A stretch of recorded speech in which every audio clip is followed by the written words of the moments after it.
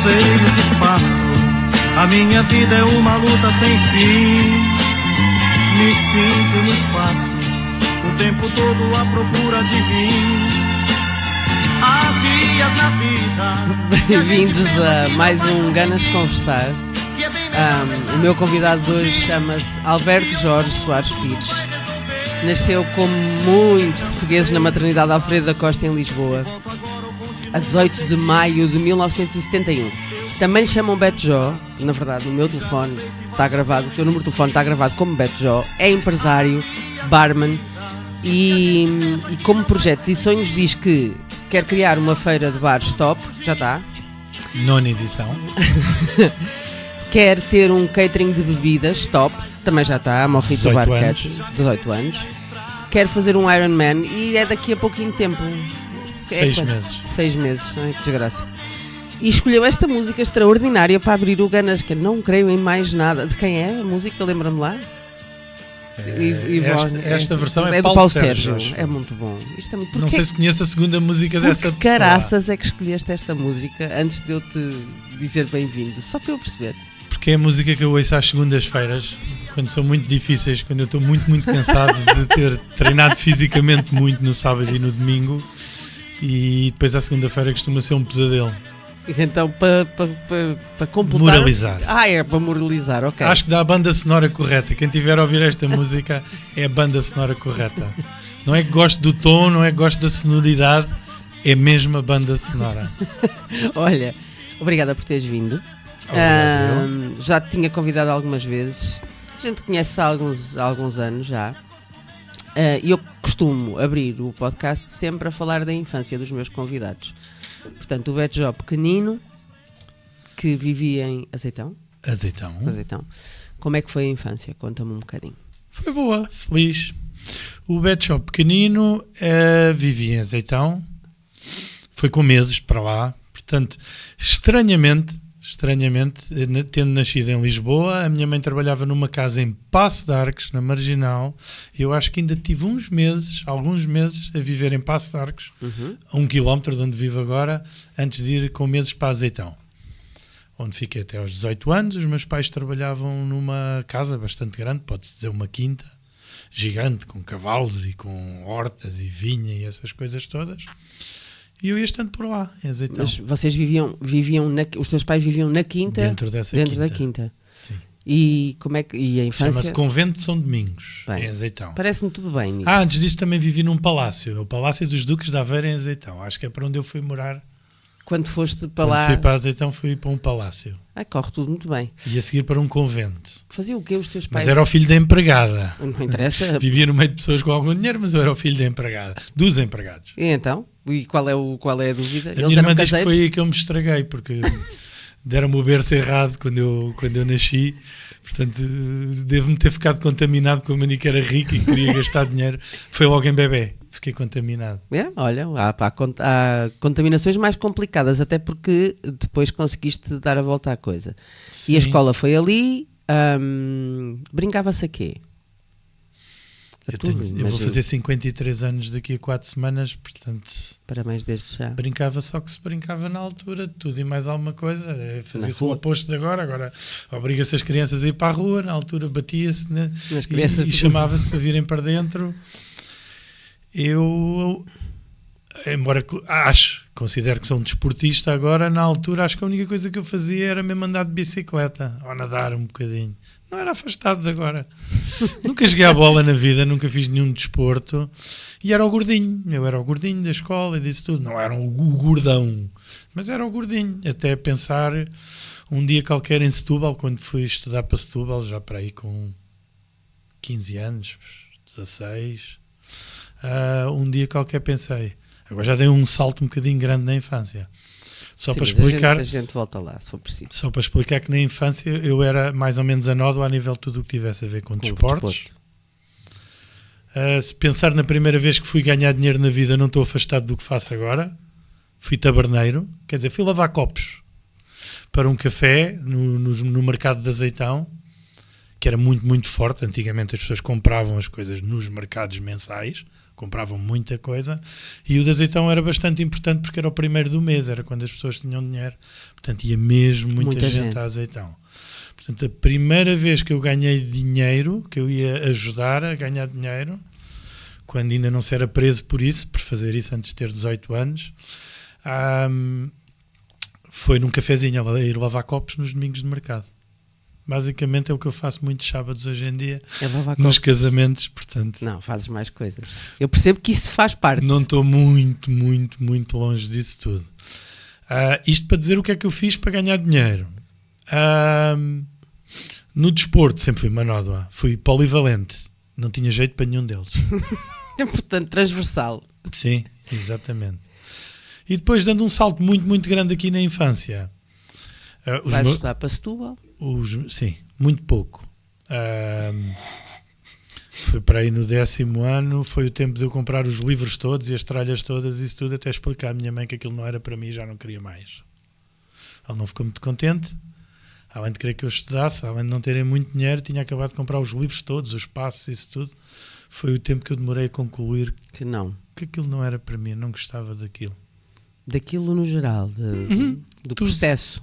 De ter que estudar. Eu gostava das pessoas, da escola, cheia de gente, do convívio, da animação, isso era giro, mas a parte de estudar não era muito interessante. E quando eras, ainda antes de estudar para Setúbal, quando eras pequenino e estavas lá, além de querer ser rico, pronto, que é válido, tinhas alguma... Eu nunca sonhei em ser rico, eu não sou aqueles tipos que pensam e eu queria ser rico e circular aí num carro gigantesco e uma casa e uma grande piscina, isto e aquilo. Não! Também não. Eu, se puder, gosto mesmo de gastar dinheiro. Pois, exato. Isso eu entendo. Pronto, além de quereres gastar dinheiro... E infelizmente muita gente já me ensinou que eram as coisas boas da vida. O que é que querias ser quando fosses grande? Nunca pensei muito seriamente nisso. Bem, válido. Não era aquela coisa do bombeiro, do astronauta, do não sei quantos. Válido. Não. Então vais para Setúbal e dizes à tua mãe, pouco tempo depois de comprar os livros todos e não sei o que dela, estourar uma data de guita para te pôr a estudar, olha, se calhar não é isto. E o que é que acontece depois? Uma grande reviravolta na minha vida, passado 2, 3 anos, que era, nós vivíamos dentro da quinta onde os meus pais trabalhavam, depois a meio desse processo o meu pai comprou uma casa no Casal do Marco, para irmos para lá viver. Comprou um apartamento, eu nunca tinha vivido num apartamento na minha vida, não sabia o que era essa parte de não poder levantar a televisão, de ouvir os vizinhos de cima e disso tudo. E depois fomos lá dormir uma vez, do nada, não fomos para lá viver. E o vizinho de cima estava a estrear a casa, estava na berra a música do Pacholi. Muito bem. E o senhor usava socas de madeira, só lá dormimos essa noite. Foi uma boa compra, ficou lá, sugadita. Só lá dormimos essa noite, depois voltou a vender. Muito bem. Muitos anos depois, como tínhamos de ter uma casa, o meu pai achava que sim, muito bem, comprou uma casa na Quinta do Conde. Isto pode soar mal, no fim estarmos a falar de achar que é rico e gostar de ser rico e dinheiro e disto tudo, mas para uma pessoa que nasce em Azeitão, vive em Azeitão até aos 18 anos e depois ir viver para a Quinta do Conde, não dá para explicar o downgrade que isso é na vida de uma pessoa. Mas não precisas de me explicar. Não dá para explicar. Foi complicado mesmo. Entretanto fui para a tropa. Ok. Portanto, andando um bocadinho para trás, eu ainda era o gordinho, badochas, exercício não era muito comigo, mas um dia lembrei-me que queria ir para os paraquedistas. Tudo o normal de uma pessoa que não faz grande desporto, sim, e que não é grande atleta nem nada disso pode fazer. Comentei isso com algumas pessoas, disseram logo todos que eu era maluco, claro. Depois comentei isso com alguém que era da área militar e que eu conhecia, mais velho que eu, à frente dos colegas dele. Ele era da Força Aérea, mas da área informática e isso tudo. Ele, deixa eu ir, pá, eles querem jogar a bola de manhã à noite. Mas ele nem sequer joga a bola.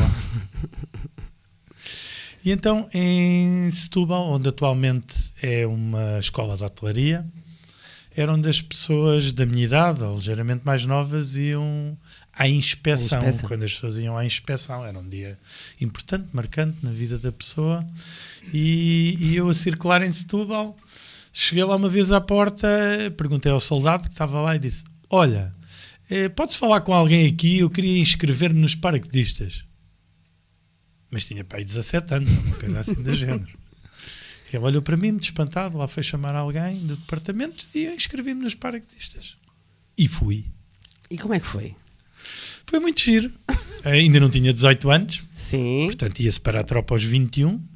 Nos paraquedistas existia, também noutras tropas, existia a possibilidade de uma pessoa ir menor de idade. Sim.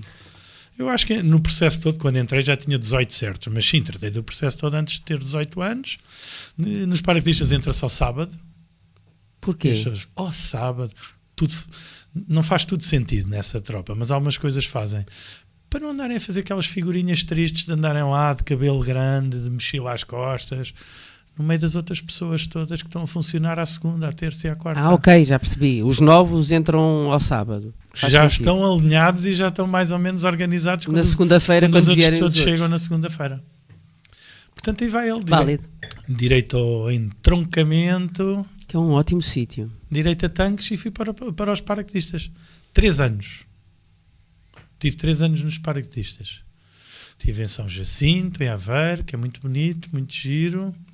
Estive em Monsanto, que depois foi desativado, ali ao pé da prisão de Lisboa. Desativada a parte dos paraquedistas. Ainda existe lá uma área militar. Em tanques, só tive formação, nunca lá estive. E o que é que aprendeste nos paraquedistas? Muita coisa. Pois imagino que sim. Mas o que é que trouxeste para ti, para o De dia-a-dia? ensinamentos. Sim. Não precisa dizer nada muito profundo, às vezes é uma coisa muito prática. Não. Primeiro aquilo é giro porque estar nessas tropas especiais, apesar de ser violento e essas coisas todas, eu entrei num processo que era 3 anos, era a tropa militar obrigatória, que era cerca de 2 anos, e mais um que era um contrato. Mas mal eu acabei a recruta, comecei a ganhar dinheiro. Bom, Sim, real money. Portanto, disse logo à os meus pais não eram muito abastados, eu disse à minha mãe que não precisava de me dar dinheiro, eu tinha dinheiro.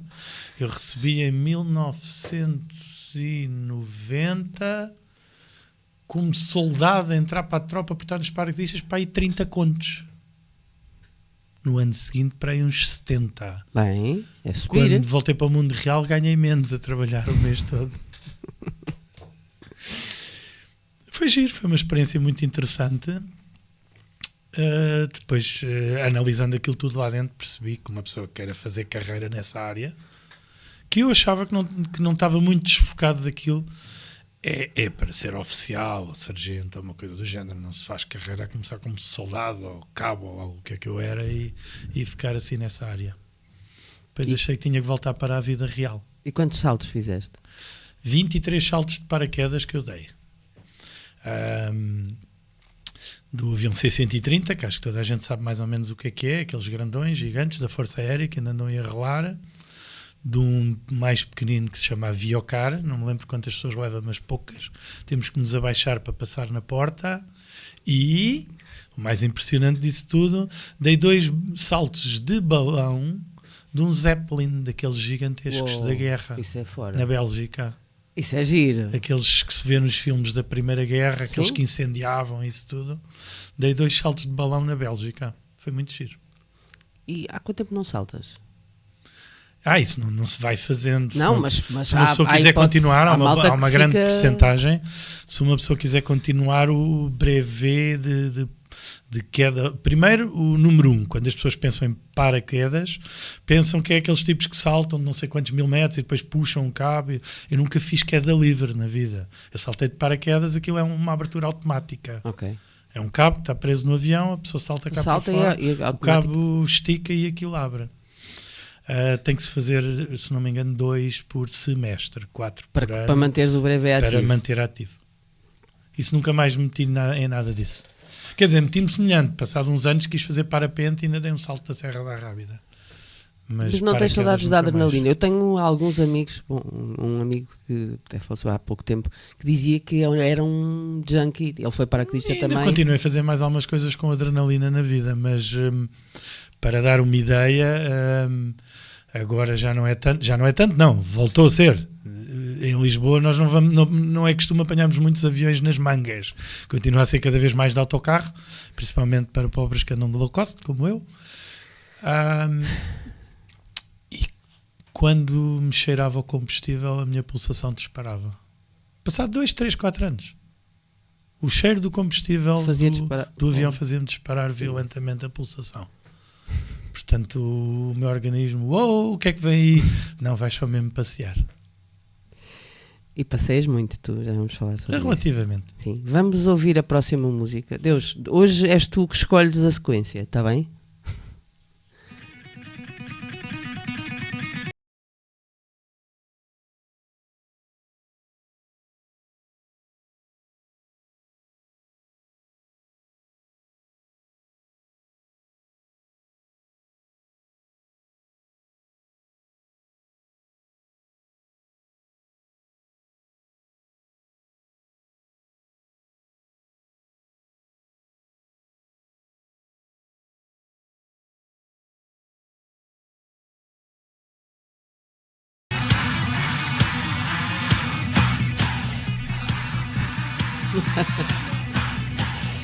Ai, Esta é um bocadinho mais conhecida que a anterior. esta é boa. Está muito ligada a muita coisa, mas as pessoas na área do desporto, quando vão correr, quando há o arranque de uma... Esta música é super conhecida no arranque de várias corridas.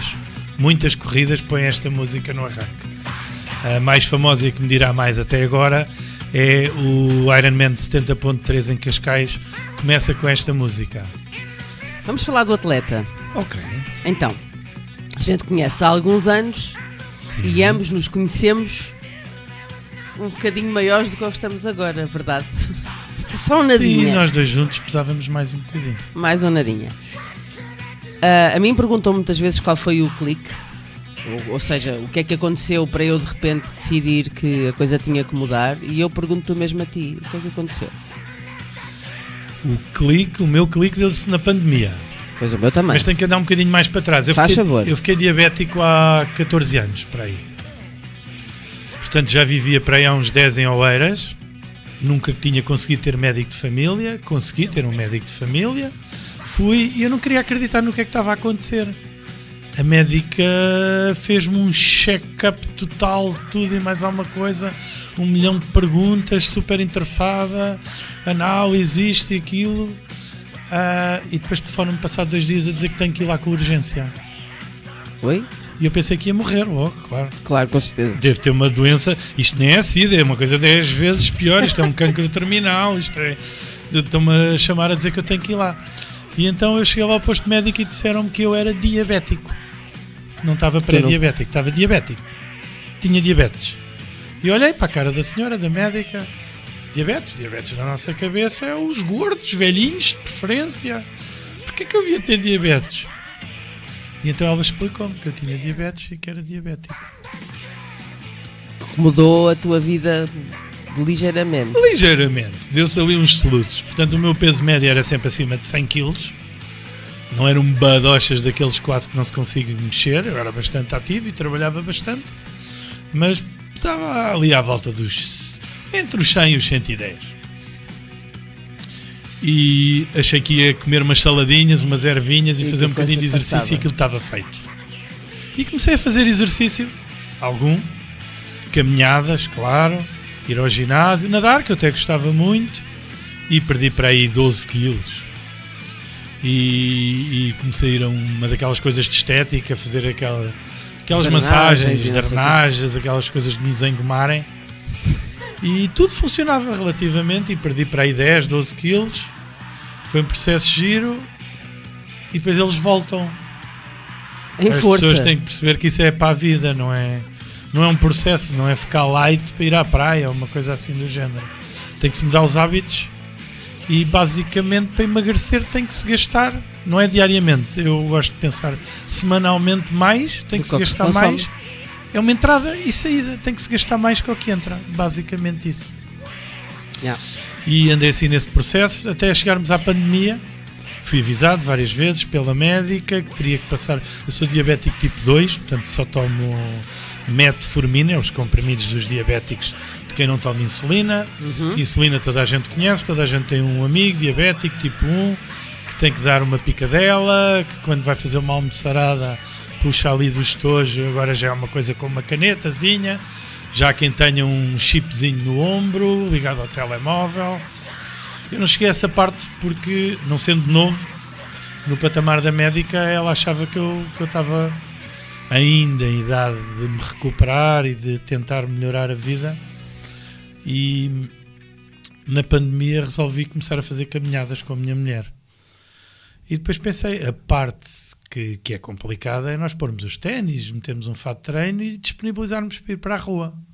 Para aí logo no segundo ou terceiro dia disse-lhe, olha, já que estamos a fazer isto, vais tu no teu ritmo e eu no meu, depois encontramos em casa outra vez. E assim foi. Nem sequer podia andar ali em Oeiras no Parque dos Poetas, estava tudo vedado, era naquele tempo em que achávamos que íamos todos morrer por estar a menos de 1 quilómetro da pessoa do lado. Agora olhamos para aquilo tudo, não sabemos se devemos de rir ou chorar. Eu tenho eu acho que apaguei esse período da vida. Acho que foi uma cena... Não se apaga, é só quando parece um sonho. Só quando nos perguntam uma coisa, foi há quantos anos? E nós foi há uns 5, não, 7. Foi mais 2 da pandemia. E então comecei a tentar correr, uma coisa que sempre detestei na vida, mas comecei a pensar, se o coração, se isto bater mais, pulsar mais, eu queimo mais calorias e fico melhor fisicamente e tal. Claro que nem 1 quilómetro conseguia correr. Comecei a correr ali à volta dos Parques dos Poetas, a subir e descer, que aquilo não é muito plano. Entre a Marginal e o Oeiras Parque lá em cima, não há muitas coisas muito planas. E quando achei que já conseguia correr o Pardão de Passo de Arcos à Praia da Torre à Baleia são 3,5 km. Quando achei que já conseguia correr o Pardão, aí fui eu muito contente, maravilhado. Eu corria 3 km e voltava a andar. Mas aí comecei ligeiramente a encolher e depois cumprimentava as pessoas e eles já não me reconheciam, alguns. Primeiro porque não percebiam se era o Alberto, não era, porque aquele ia correr, ele não corre. Portanto. Que vai fugir da polícia. Fez as neiras. E depois fiquei fascinado e maravilhado com a minha própria performance e fui cada vez fazendo mais. Fui correndo cada vez mais. Tipo Forrest Gump. Como eu já nadava, as pessoas, qualquer dia fazes um Ironman. E eu olhava para eles assim, este tipo não tem noção nenhuma do que é que está a dizer. Julga que uma pessoa que corre e nada faz um Ironman só porque estava aos dedos e pronto. Um dia eu gostava de fazer um triatlo, mas isto das bicicletas deve ser muito complicado. E então fui correndo cada vez mais. As pessoas, e vais fazer uma maratona? Vocês são loucos, uma maratona, correr 42 km e pagar, nunca na vida vou fazer isso. Vou fazer meia, um dia faço meia maratona. E pronto, agora aos sábados habitualmente eu faço meia maratona em treinos, todos os sábados, ou para não ser exagerado, pelo menos um sim, um não. Ao fim do mês eu fiz sempre pelo menos 2 meias maratonas em treino, ou mais, a correr seguido de outras coisas. Outras coisas, por exemplo? Eu há 1 ano e pouco em março do ano passado, comecei a treinar para triatlo. Não recomendo, claro. Não recomendas? Não, é uma coisa de loucos, não é muito para pessoas normais. Há outros desportos em que uma pessoa pode gostar, pode ser mais aficionado ou não, e depois mesmo não tendo muito jeito, se aplicar, vê frutos, como tudo na vida. O triatlo não, é mesmo para pessoas maluquinhas, porque para pessoas normais, que trabalhem e que não sejam loucos por desporto, são 3 disciplinas distintas que têm que se praticar quase todos os dias. As 3? As 3. Portanto, quando eu conhecia algum tipo que ia ao ginásio e fazia 2 aulas seguidas, eu, porquê? Mas porquê 2 vezes? Mas foste 2. Não, a minha vida, hoje em dia, o meu dia-a-dia, é praticar 2 ou 3 modalidades no mesmo dia. São correr, nadar, pedalar e ir um bocadinho ao ginásio para a máquina não gripar. Tem que se fazer isso tudo, muitas horas por semana. Quantas horas por dia de treino? A média semanal de quando não se está assim com nenhuma prova em vistas ou isso tudo é 13, 14 horas por semana. É bom. Tenho muito orgulho em ti, sabia, quando chega certo? perto da semana, perto de uma prova importante, isso intensifica um bocado mais. Tenho muito orgulho em ti, porque vi essa cena toda a acontecer e lembro-me de tu começares lembro-me de tu me dizeres uma vez, eu tinha uma passadeira e tu dizes, para que é que tens aquilo ali? Aquilo é para pendurar a roupa. E depois eu disse, olha que não é. E na pandemia deixou de ser, eu usei muito a passadeira na pandemia, muito. Eu tenho 2 coisas na minha garagem que estão empacotadas. Uma é uma corda para saltar à corda que eu comprei na pandemia. Nunca saltei à corda na vida. Olhei para aquilo, achei que não ia gostar e está lá, empactada. A outra é bem mais grave, porque eu sei que me vai ajudar bastante no meu progresso. É uns elásticos que se prendem na parede e que se faz força a simular o exercício da natação. Elásticos para natação. O meu treinador mandou-me comprar o ano passado. E tu continuam lá, à Eu espera ainda que tu não os os mexas. desempaquetei. Oh, É uma vergonha. como é que se faz? Ou seja, qual é o Ironman? Explica-me as distâncias. É sempre igual, Primeiro, não é? eu estava a falar Que é um desta Ironman? música, deste Thunder Truck. O Ironman é uma marca. São os senhores que são milionários, Claro, com certeza, imagino têm que essa sim. marca e essa marca é muito mais forte que triatlo. Triatlo, uma pessoa minimamente informada sabe que Sabe são o quê? 3 modalidades. A esmagadora maioria das pessoas não sabe a ordem. Sabe que são 3. Ironman é aquilo que aqueles tipos muito valentes fazem, que são... Ironman, está tudo explicado, é o nome. Uma pessoa faz e a seguir faz uma tatuagem e compra todo o equipamento que existe e não anda um único dia da vida sem o chapéu, a t-shirt, a mochila ou qualquer coisa do Ironman, que é para mostrar a toda a gente que fez. Porque ninguém tem lata para andar com uma coisa dessas sem ter feito. Porque alguém depois mete conversa ou isso e é uma chatice. Um Ironman é um triatlo longo. Quer dizer, o Ironman mesmo são 2 triatlos longos. É o triatlo maior de todos. Existem outros maiores, mas é uma prova que inventaram há alguns anos. Se não me engano foi no ano que eu nasci, 1971. Não sei se tem alguma coisa a ver. Já a pensar. Foi. Um dia o Beto já Portanto, vai- houve 3 tipos no Havaí, um nadava, o outro pedalava, o outro corria e eu sou melhor atleta que tu és melhor que eu, então vamos juntar as 3 modalidades e vamos fazer. Prontos. Alguém tem essa marca registada, alguém promove essas corridas pelo mundo inteiro. Ninguém pode utilizar essa marca, como é óbvio. E depois, como isso não chegava à grande maioria das pessoas, porque é preciso ser um atleta com uma performance um bocadinho acima do normal para poder conseguir nadar 4 km. 4 km de natação. Estou a ser um bocadinho exagerado, são só 3.800. Vá, sim. Nadar 3.8 km Sim. em águas abertas, portanto, ou é, dependendo do 3.8 país, quilómetros ou é de num natação. lago, ou é num rio, ou é no mar. A esmagadora maioria é no mar. Ok. A seguir, sair da água, pegar na bicicleta, pedalar 180 km Coisinha pouca. Sim. e a seguir à bicicleta fazer uma maratona. Oh, então. Os 42 km quilómetros. e uns pozinhos. Ahm, Portanto, esse é um Ironman. sim. Em outubro eu propus-me a fazer um Ironman 70.3. É exatamente metade. É metade disso. Ok. Em outubro passado. Ok. Portanto, é um vulgo triatlo longo. Sim. Eu fiz um no último domingo em Setúbal. O meu terceiro. É o teu terceiro Triatlo triatlo longo, ou seja, Sim, um Ironman. Half Ironman. Ok. Portanto, ninguém diz half para dar um ar depreciativo, não é? As pessoas... É um 70.3, que é profundamente estúpido. O que é 70.3? É a soma disso tudo em milhas. Ah, são Isso é 70.3 americano. milhas no total. A correr, a nadar e a pedalar. Ok. Noutra ordem. E então, os senhores dessa organização devem ter pensado, vamos criar uma distância intermédia que é para vir mais gente e ganharmos mais dinheiro. E fizeram bem. E Parece-me fizeram inteligente. bem. Portanto, em Cascais eram cerca de 2.000 a fazer esta prova que eu fiz e eram ligeiramente menos na outra prova.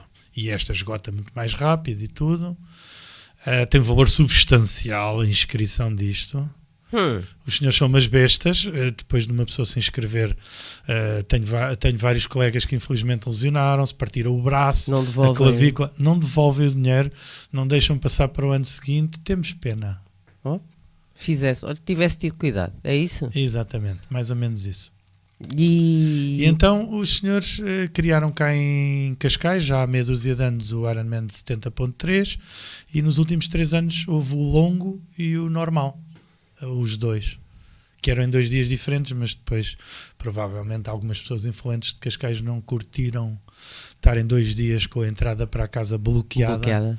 E então é uma grande confusão que é tudo no mesmo dia. Diz lá quanto é que custa fazer uma brincadeira desta. O 70.3 custa 400 euros a inscrição, o outro custa 700 e tal. 400 euros para sofrer. O 700 e tal é o que acontece daqui a 6 meses, é isso? Sim, é um Full Ironman Full Ironman. que eu me inscrevi no dia 1 de Abril. Achei que era o dia certo para fazer isso. Um bom dia. Depois de várias pressões de bullying puro dos meus colegas. Portanto, nós temos um grupo de treino onde toda a gente põe lá informações, patetices e tal, e cada vez que eu comentava qualquer coisa, recebi alguns comentários a dizer: mostra, mas é o código de inscrição. O que é que há conversas? Mostra, mas é o código. E eu pus-me a pensar, mas eu não vou fazer nada disso, é muito mais giro fazer o outro meio, já dá uma sova do fim do mundo, já ficamos empenados. Mas na realidade eu sabia que isso ia acontecer, eu ia acabar por me inscrever, portanto para que adiar cada vez mais? É melhor preparar-me com tempo, informar o meu treinador dessas coisas. E no dia 1 de março eu achei que era, no dia 1 de abril, eu achei que era o dia certo, porque algumas pessoas iam achar que era piada, que eu estava a brincar, que era a piada do 1 de abril, e foi, a piada daquilo tudo é que era verdade. Que era verdade, é isso. E inscrevi-me. Não me sinto um super atleta, sinto-me que agora já conheço muita gente da área e algumas pessoas com alguns conhecimentos disto. Quando uma pessoa se propõe a fazer qualquer coisa, só pergunta: quando é que vais? Quanto tempo tens para treinar? Para te preparar, é essa a pergunta. E o treino mudou, ou seja, no dia 1 de Abril, quando disseste ao teu treinador... não, por agora não. É a mesma coisa? Só vai piorar aí os últimos 3 meses. Tenho até medo. Os últimos 3 meses, já agora para situar o que é que eu faço na vida, que ainda não tínhamos chegado lá. Mas vamos lá parar. Tenho um catering de bebidas. A minha atividade número 1 do catering de bebidas são casamentos. E como é óbvio, também todas as pessoas casam-se em todos os meses do ano. Eu felizmente estou num segmento algo luxuoso, onde tem o síndrome do imigrante e não se casam em agosto. Em agosto não há casamentos na minha área. Mas em junho, julho e em setembro, que vai ser o fim do mundo de trabalho, é quando eu estarei a treinar cerca de 20 horas semanais para a minha prova. Meu amigo, organize-se, é só o que eu tenho para lhe dizer, porque vai dar trabalho, vai ser acordar cedinho e gerir muito bem o tempo. Vamos ouvir outra música antes de passarmos então à conversa sobre a parte profissional atual.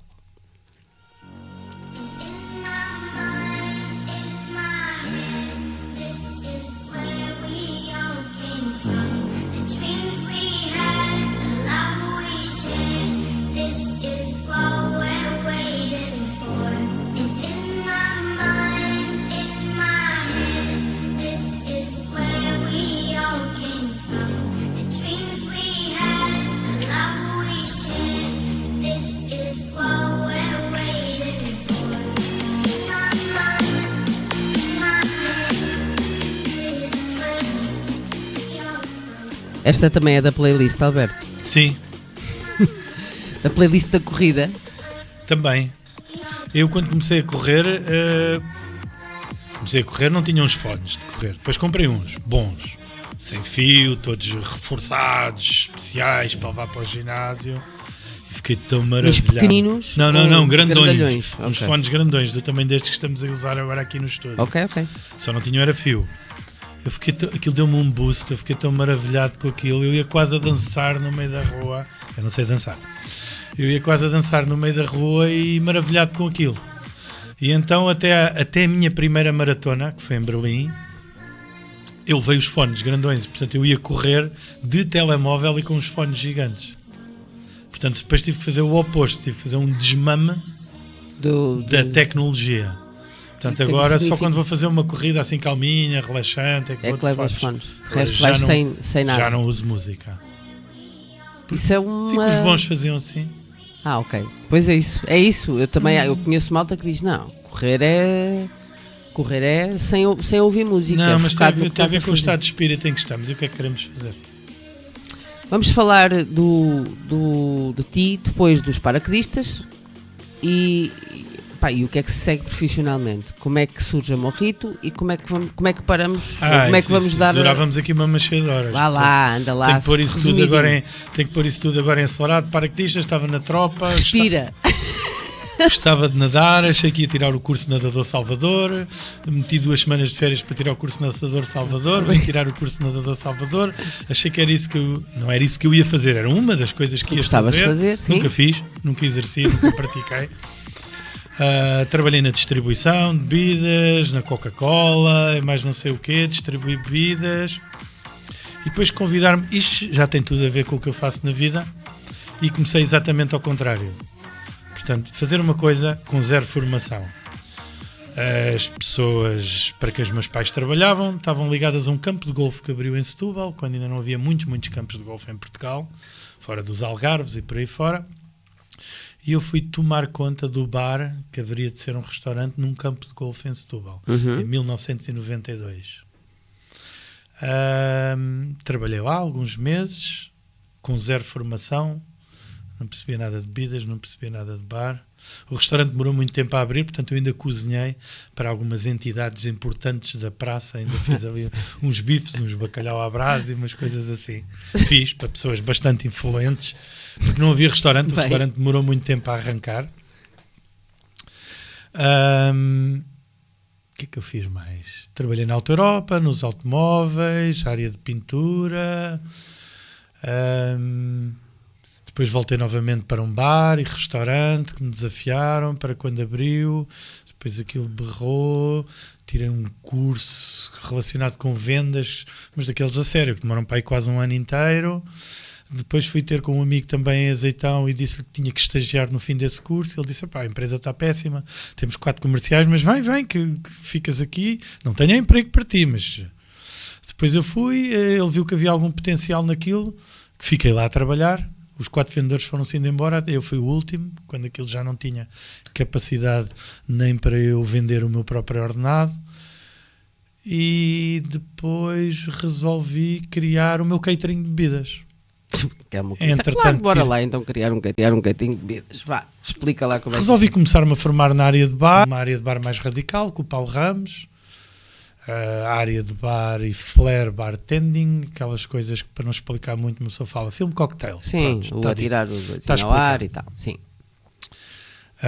Eu era o mais velho, o mais gordinho e mal jeitoso, mas até tinha jeito para aquela parte das preparações, do sumo de limão, dos xaropes, de levar aquilo tudo ok para essa área, e então ia ajudá-los, ia com eles. E depois resolvi criar a minha própria marca e começar eu a fazer isso. Sem clientes, claro, como ninguém tem quando começa um negócio. Pois, exato. E comecei a ir no Ford Fiesta da minha mulher, com as tralhas todas no banco de trás, com uma estação de bar feita em madeira que encaixava ali entre o banco da frente e o banco de trás. Quando era algum trabalho maiorzito, a pensar que eu ia arranjar dinheiro, ou será que eu peço já dinheiro antes para comprar umas garrafitas de bebidas? E depois a coisa foi progredindo. E foste ganhando clientes. Sim. Portanto, acho que este 2006... Sim, 18 anos. Vamos fazer 18 anos no dia 18 de maio. Que é? A Morrito Bar Catering. Só por coincidência alguém se lembrou de criar o Dia Nacional do Cocktail nesse dia. Porque o Dia Mundial do Cocktail é dia 13 de maio. Portanto, não me parece que haja grandes notícias no dia de Fátima em Portugal a falar de bebidas ou de cocktails. E eu achei que era giro alguém criar o Dia Nacional do Cocktail e ao calhas, achei que dia 18 de maio era um dia giro para isso, o dia em que eu também lancei a Morrito Bar Catering há 18 anos atrás.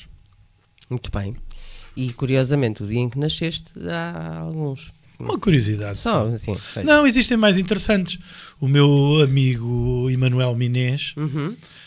que me ajuda no Lisbon Bar Show, a criar o Lisbon Bar Show desde o primeiro ano.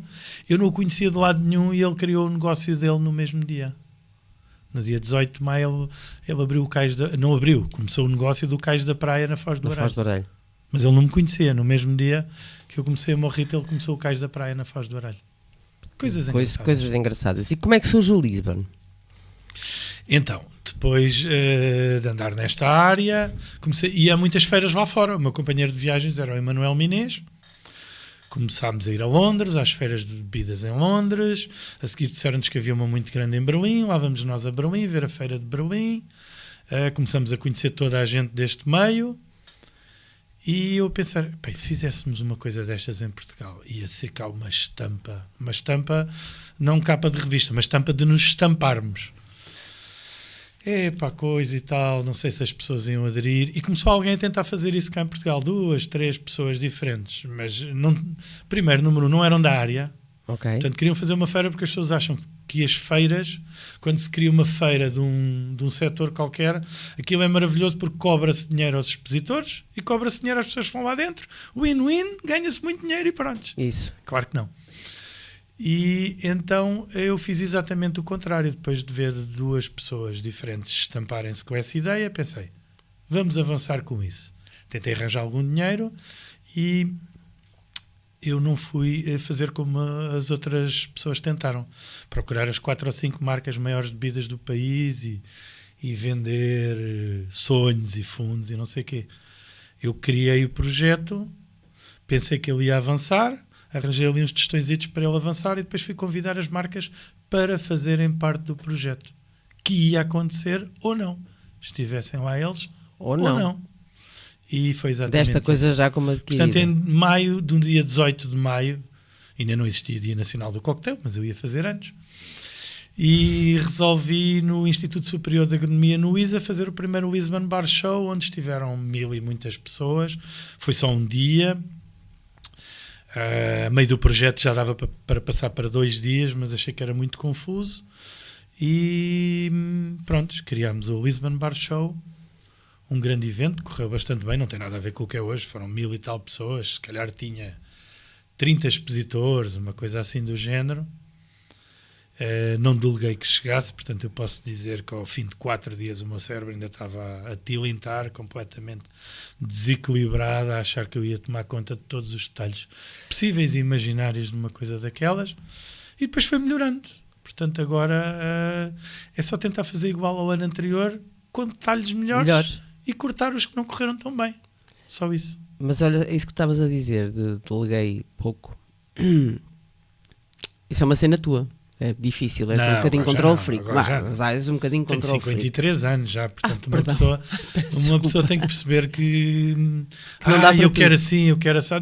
Não se arranja ninguém que faça exatamente o que nós queremos. Não, porque não és tu. Não sou eu. Exatamente. Arranja-se alguém que faz o melhor possível, se nós conseguimos escolher bem.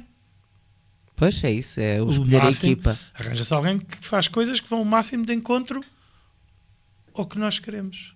Então o Lisbon Bar Show vai acontecer no dia 14 e 15 de maio e não tem um único empregado. Tem uma equipa de cerca de 25 pessoas da organização que têm os seus empregos e que vamos falando por WhatsApp e trocando mensagens, encontrando-nos 2 ou 3 vezes por ano, e agora intensamente nesta altura do ano começamos a encontrar-nos mais, a combinar mais tudo. A feira é uma feira que é tendencialmente uma feira profissional, é o que se quer, não é? Uma feira / congresso. Se fosse só uma exposição de bebida já era complicado, mas eu achei que podia complicar ainda mais desde o primeiro ano. Então eu fui tentando tudo o bom que eu vejo lá fora, tentar reproduzir. Ou seja, eu via lá fora que todas estas feiras do setor tinham água, garrafas de água fria para as pessoas beberem, para hidratarem, para não se embedarem tão depressa, e resolvi fazer isso cá. Tive muito medo, que eu trabalho na área, não é? Portanto, eu já tive a trabalhar em feiras de vinhos e em feiras de alimentação a ter clientes a quererem me bater. Pois. A quererem me bater porque eu não lhes queria dar bebidas no fim da feira, uma coisa do género. Portanto, eu pensava, isto é assim com vinho. Como é que vai ser com destilados na minha feira? Portanto, no primeiro ano que eu pensei em fazer aquilo, pensei numa série de detalhes que nem sequer via acontecer em qualquer nenhuma das outras feiras. Ou seja, eu tenho desde o primeiro ano uma equipa interna de seguranças gigantesca, portanto aquilo funciona quase como se fosse um bar ou uma discoteca gigante. Neste momento acontece pela 3ª vez no Altice Arena, que tem a sua própria equipa de assistentes que indicam para onde é que a pessoa deve ir, onde é que as coisas acontecem, mas eu tenho uma equipa paralela de hospedeiras para esse serviço, tenho uma equipa paralela de seguranças para tudo funcionar ainda melhor. As feiras de vinhos dão-nos um copo à porta, ou compramos um copo à porta, e depois estamos sempre a provar do mesmo copo. Neste evento aquilo funciona quase como um bar ou uma discoteca. Em cada balcão que nós vamos, cada expositor tem copos de todos os formatos para nos dar a provar qualquer tipo de bebida. Tenho uma equipa gigantesca a fornecer copos, gelo, isso tudo. E depois fui pensando em mais detalhes. Olhei e vi aqueles oradores internacionais que iam falar às feiras lá de fora e batiam-lhes muitas palmas quando eles estavam no palco e depois ninguém lhes passava cartão nenhum e ninguém queria saber deles. Eu, não. Quando eu trouxer tipos cá a Portugal, eu vou mimá-los mais um bocadinho. Eu vou criar uma área só para eles abrirem o portátil e estarem num sofá a preparar a apresentação, a palestra e essas coisas todas. E depois pensei, e porquê que eu não vou convidar um chefe para cozinhar só para eles? Então vai um chefe cozinhar nesta área só para eles. E depois fui navegando na maionese por aí fora. E por que não dizer que tenho um mini spa? Vou contratar uma pessoa para lhes fazer massagens. E eles não vão acreditar. Se quiser relaxar um bocadinho e tal, está aqui uma menina, faz ali uma massagem. Massagem. Jogavam que nós estávamos a brincar e tal, e por aí fora. Portanto, isto é uma feira / congresso. Tem uma área com 3 salas onde vêm algumas, desculpem uma falsa modéstia, mas algumas das pessoas mais importantes do mundo nesta área, tipo o melhor que existe, de vários sítios do mundo, vêm a Portugal falar. Estão ali um bocadinho em palco a partilhar o conhecimento deles durante 40, 50 minutos e vêm de países tão pertinho aqui ao lado como, lembrando assim 4 ou 5 deste ano, Lima, Peru, Cartagena das Índias, Colômbia, muitos de vários pontos dos Estados Unidos da América, Coreia e vários países europeus. E qual é o... Eu acompanhei o Lisbon quase desde o início, não foi desde o início, mas terá sido quase. E vi o evento crescer. O que é que falta? O que é que se pode fazer mais? Além do que já acontece? Eu tento sempre inventar. Essa é a pergunta número 1 que fazem quando a agência de comunicação que trabalha connosco consegue entrevistas. Eu já estou a ver tudo o que eles vão perguntar, porque é sempre igualzinho. Qual é a novidade este ano? Desculpa. Qual é a novidade? O que é que tem de diferente este ano? É sempre aquelas perguntas que eu já vou pensar. O que é que eu vou inventar este ano? O que é que eu lhes vou dizer que há este ano? Então, para colmatar esse tipo de coisas, eu todos os anos tenho um país convidado, para não ser sempre igual. E o que é que fazemos de tão diferente? O que conseguimos, não é? Nós não temos apoio desse país. Não é a Câmara de Comércio do país que nos dá uma fortuna para nós pintarmos as cores desse país, mas dirigimos à embaixada do país, informamos o Sr. Embaixador que vamos homenagear esse país esse ano, se eles acham bem, se concordam. Eles acham estranhíssimo, porque eu não vou lá pedir dinheiro.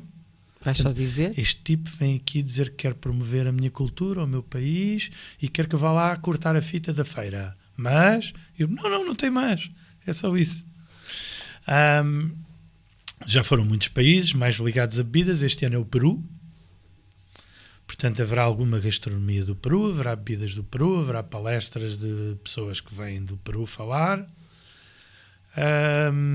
E vamos criando mais umas coisitas novas. Porque eu lembro-me de um ano em que se bateu o recorde do Guinness na prova de Porto, foi isso? O recorde do Guinness já houve 2. Ok. Houve um fake no primeiro ano. Portanto, houve alguém que se propôs fazer o maior gin tonic do mundo no Lisbon Bar Show. É verdade, eu vi esse. Portanto, arranjou um daqueles copos gigantescos, encheu de água tónica, gin, e as pessoas provaram e está tudo ok, tudo feliz. E para terem uma ideia, no primeiro ano, às vezes existe alguma dificuldade das pessoas se ligarem a álcool. Aquele estigma do álcool, de bebidas alcoólicas e tudo isso. Mas no primeiro ano da feira, nós tínhamos as 3 televisões presentes, TVI, SIC, RTP, CMTV em direto antes da feira abrir e coisas assim do género, porque íamos bater o recorde do mundo do maior gin tonic. Prontos, não foi. Nós esquecemos de avisar os senhores da organização do Guinness. E depois, que é uma cena. no Exato, terceiro ano, eu resolvi, não, agora vamos fazer isto a sério. Mas isso é ridículo, arranjar um balde gigante e deitar coisas lá para dentro não faz qualquer sentido. Até porque eu não queria estar a forçar as pessoas a beber ainda mais, porque já há lá muita coisa para provar. E o Guinness World of Records tem uma série de premissas. tem muitas entrelinhas e muitas coisas. Primeiro, quando nós vemos aí numa terrinha qualquer que novamente fizeram o maior bolo-rei, o maior não sei quantos, nós não temos ideia de quantos milhares de euros é que aquilo custa. Custa muito dinheiro. Alguém pagou a fatura. Não foi o senhor da confeitaria, que foi patrocinado por alguém e alguém pagou a fatura. Custa muito dinheiro o Guinness certificar uma coisa qualquer. E depois é quase como nos automóveis, é um pacote básico. E depois, os extras vais pagando à parte. Sim. Então querem passar um diploma a toda a gente presente? Querem usar o nosso logotipo quantos dias? Querem usar em Portugal ou na Europa ou no mundo? E por aí fora. Custam uns largos milhares de euros. E até eu tentei batalhar 2 ou 3 anos seguidos e pensei, ok, eu sou um apaixonado por moscatel de Setúbal. Tem a ver com a zona, com a minha infância e com gostar e isso tudo, e sou um colecionador também. E então pensei, não, moscatel é capaz de ser um bocado difícil. Por que não fazer com vinho do Porto? Sou português, é sem dúvida a bebida portuguesa mais conceituada. E pensei, vamos bater um recorde do Guinness com vinho do Porto. Tentei transmitir essa ideia ao Guinness e os senhores respondiam-me chapa 5. A maior prova de vinho do mundo foi feita em Espanha com 5.000 e tal pessoas. Eu, não é vinho, é vinho do Porto. É uma coisa à parte, é outro patamar, outro assunto.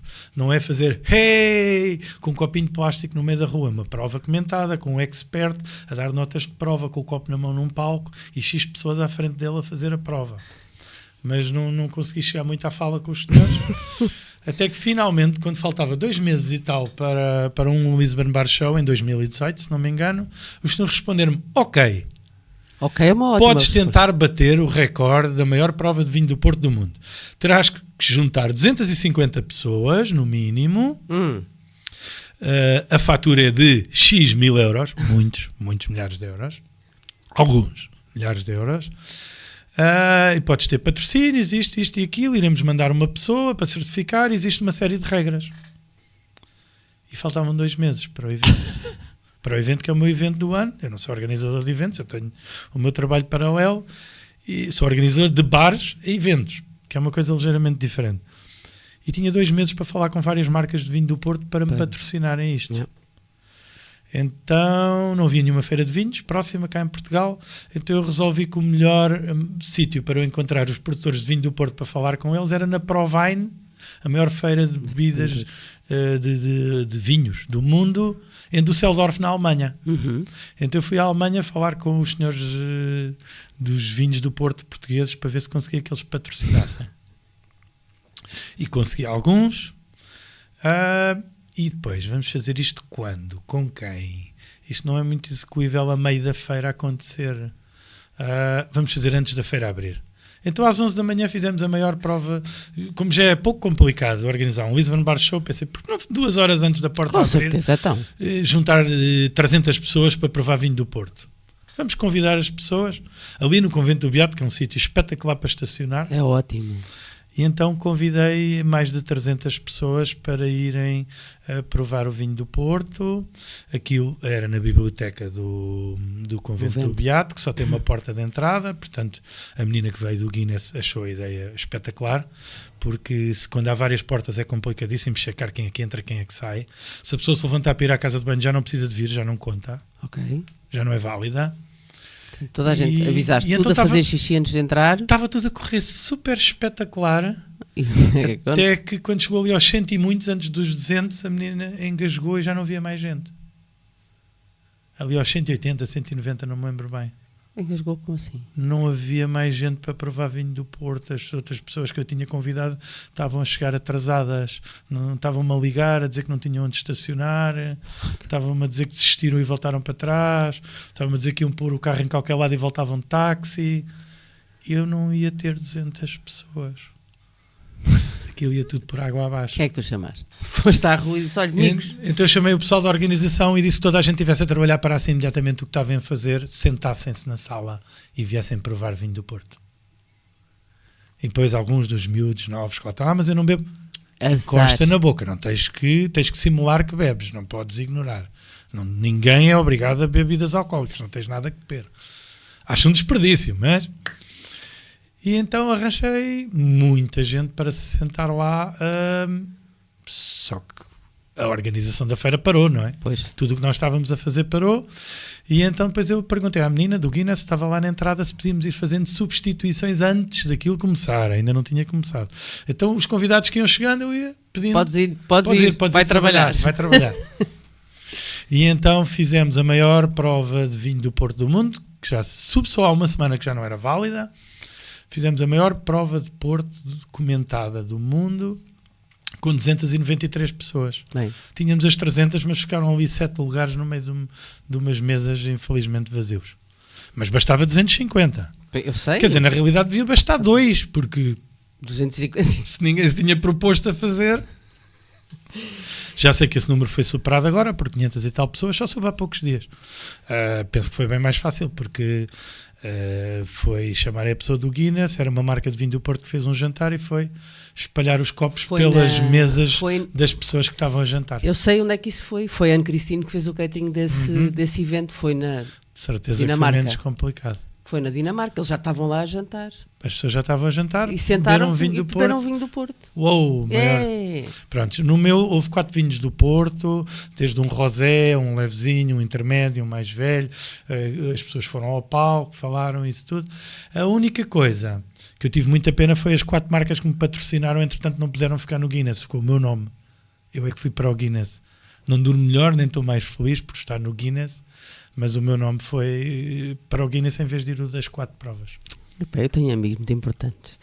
Bom, Alberto, além das músicas, eu tinha-te pedido que escolhesses um poema e pus entre parênteses, intencionalmente, eu posso escolher se tu quiseres. E tu disseste-me, escolhe.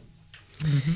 E eu andei aqui às voltas, e rasparta. Então, para um Alberto Queiro, neste caso, chama-se Se Eu Pudesse Trincar a Terra Toda. E começa exatamente assim. Se eu pudesse trincar a terra toda e sentir-lhe um paladar, seria mais feliz o momento. Mas eu nem sempre quero ser feliz. É preciso ser de vez em quando infeliz para se poder ser natural. Nem tudo é dias de sol e a chuva, quando falta muito, pede-se. Por isso, toma a infelicidade com felicidade, naturalmente, como quem não estranha que haja montanhas e planícies e que haja rochedos e ervas. O que é preciso é ser-se natural e calmo, na felicidade ou na infelicidade. Sentir como quem olha, pensar como quem anda, e quando se vai morrer lembrar-se do que o dia morre, e que o poente é belo e a bela noite que fica. Assim é e assim seja. Portanto, basicamente, eu escolhi um poema de um dos heterónimos de Fernando Pessoa que diz ou que fala daquilo que eu acho que faz parte da vida, que é as coisas são boas, mas se não houver muito a parte... bonito. A parte da terra lembrou-me que falta aqui um grande detalhe, que já que eu tive quase a explicar a minha vida toda, a parte da agricultura, eu saltei isso. Estás a falar do que fazes agora? Não é da minha mini horta que eu tenho, que ponho montes de fotos nos Instagrams e tudo, e as pessoas dizem, tens uma horta, eu tenho uma horta do tamanho de 2 carrinhas minhas. Eu gosto de ir comprar as plantas e meter lá uma dúzia de cada em fila e depois tiro muitas fotos como se aquilo fosse uma horta a sério. Não, eu já trabalhei na agricultura, depois da Auto Europa, depois de um projeto de um bar, restaurante que não funcionou muito bem, o dono estava na área da agricultura e eu já fiz quase tudo o que tem a ver com vinhas. Desde andar em tratores, desde cravar estacas, espalhar arame, plantar bacelos, distribuir plantas, bacelos. A parte da terra agora ativou-me esse chip de me lembrar disso. Bem, vamos marcar então mais uma entrevista para depois podermos falar da parte do Alberto Agricultor, que é muito bom. Vamos ouvir a última música antes de nos despedirmos, pode ser, Rui?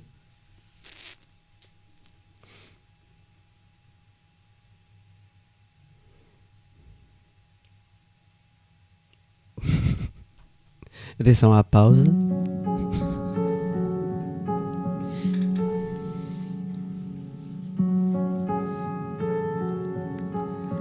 Hello, darkness, my old friend. I've come to talk with you again, because a vision softly creeping left its seeds while I was sleeping, and the vision that was planted in Então, quando escolheste o The Sound of Silence e antes de entrarmos no ar, eu perguntei-te se tinha que ser a versão original e tu disseste que não, e eu escolhi esta. Quem me apresentou foi o Rui Deus, que está ali atrás, que é uma versão dos Senhores Sabatos Disturbed, e este tipo tem uma voz inacreditável. E há bocado eu estraguei o The Sound of Silence, que aquela pausazinha era o som do silêncio, não era? Que estúpida, pá. E eu disse, a pausa. Quando me disseste para eu escolher 4 músicas, isso não são, obviamente, as 4 músicas da minha vida. Imagino que não sejam, não era essa a intenção. São 4 músicas que eu ouço recentemente porque tem um bocado a ver com o que eu faço, com quando vou fazer exercício, ou com quando ponho uma história engraçada de eu correr, a nadar, a pedalar no Instagram, e tem mais a ver com a banda sonora. Muito bem, é a banda sonora. Tem a ver com a banda sonora. Não são as músicas da minha vida. Nem tem que ser. São 4 músicas que tu escolheste e que escolheste bem. Alberto, este podcast chama-se Ganas de Conversar. De que é que tu tens ganas? Viver. Válido. Queria agradecer-te teres vindo. Obrigado eu. Sabia que ia ser muito fixe. Porque és tu. E vemo-nos no Lisbon. Quem quiser, diz assim a correr às pessoas se podem, se o comum mortal pode visitar o Lisbon. Qualquer pessoa pode ir ao Lisbon Bar Show. Sim. É feito um filtro para não ser aquele tipo de feira onde vai o casalinho a passear com o carrinho de bebê. Primeiro, porque é proibido, não é uma feira para maiores de idade, mas há pessoas que não atingem, acham que o bebê dentro do carrinho não está envolvido por maior ou menor de idade, é só um bebê. É o dia de semana, é uma terça e uma quarta, sempre, do meio-dia às 8, era até às 9 e foi antecipado uma hora propositadamente para não irem beber copos quando saem do trabalho, mas apesar de ser uma feira profissional, para qualquer pessoa que gosta da área de hotelaria, restauração, bar, provar bebidas novas, ver coisas novas, tudo isso é servido gratuitamente por cerca de 400 barmans dentro da feira, desde que se portem bem. Portanto, 14 e 15 de maio, para comprar o acesso ao Lisbon é só ir ao site, imagino eu. Sala Tejo, Mel Arena, já voltou a chamar-se Mel Arena. Verdade. As senhoras com quem eu trato estão maravilhadas por terem sido obrigadas novamente agora a mudar os sites, o mail, essas coisas tudo. Todas. E pronto, e encontramos-nos lá. É isso. Encontramos-nos lá. Boa semana para vocês, obrigada por estarem desse lado. Alberto, até à próxima. Obrigado.